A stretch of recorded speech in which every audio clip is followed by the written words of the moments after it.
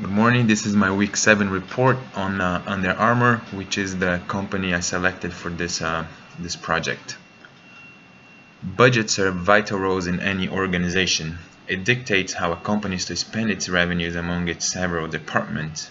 This allocation of money is based on planned activities and short-term objectives of each division.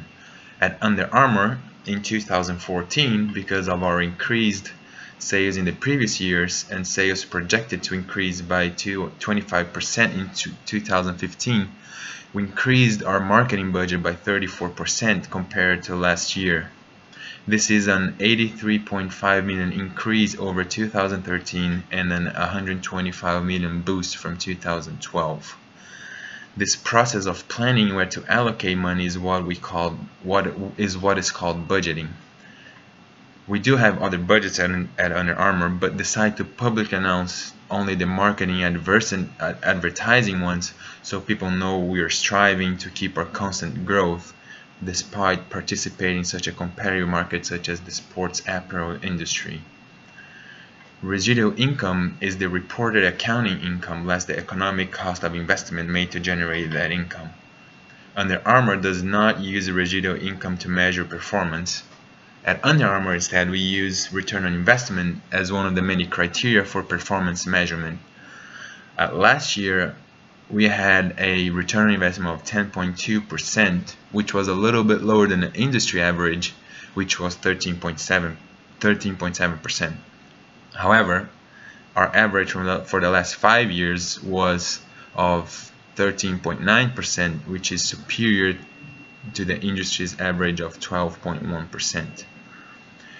Those controls have some critics because they say the information is delayed in that the information doesn't really measure the drivers for the financial results, nor how well the organization is meeting the stakeholders' requirements, which are leading indicator of future performance.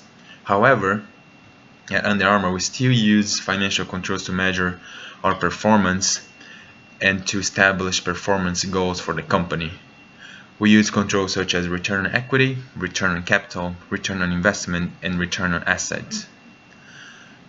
During last year, our return on assets was of 7.1%, and we averaged 10.3% in the last 5 years.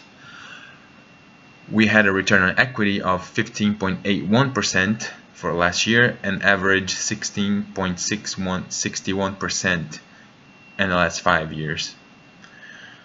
We also had a return on capital of 14.65% on last year and averaged 22.41% in the last 5 years.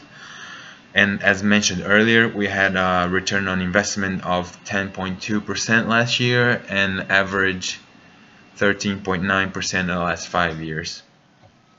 All these measures show that we are a solid company that is constantly generating more income than it costs us to raise the capital needed for the investments.